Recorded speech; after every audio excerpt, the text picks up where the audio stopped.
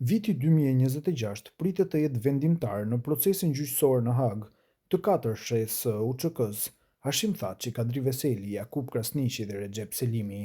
Në deklarimet e fundit thuhet se kjo gjykatë nga data 9 deri më 18 shkurt ka caktuar fjalët përfundimtare. Gazeta Bota Sot ka kontaktuar gjykatën dhe pyetur se nëse ka ndonjë datë të caktuar se kur do të mbahet seanca përfundimtare ndaj Thaçit dhe të tjerëve, dhe në përgjigjen e tyre thuhet se nuk ka ende ndonjë datë përfundimtare, ndërsa pas mbylljes së çështjes gjyqësore, vendimi mund të merret pas 90 ditëve ose të vazhdojë edhe 60 ditë të tjera. Aktualisht nuk është caktuar asnjë datë për shqiptimin e aktgjykimit në çështjen e Hashim Thaçit, Kadri Veselit, Recep Selimit dhe Jakub Krasniqit. Trupi gjykues ka në dispozicion 90 ditë për marrjen e vendimit pas mbylljes së çështjes gjyqësore.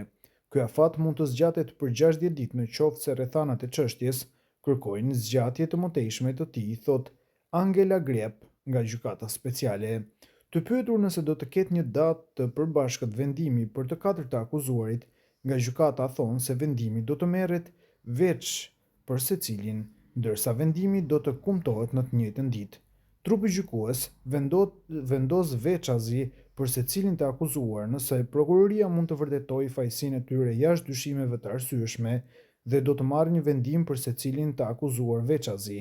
Sipas praktikës së zakonshme, trupi gjykues do të shqiptojë aktgjykimin për të katërt të akuzuarit në të njëjtën kohë dhe vendimet do të përfshihen në një dokument, thuhet në përgjigjen për Bota Sot. Ndryshe, Hashim Thaçi së bashku me Kadri Veselin, Jakub Krasniqin dhe Recep Selimin u arrestuan në nëntor 2020 nga zyra e prokurorit të specializuar të Gjykatës Speciale në Hag.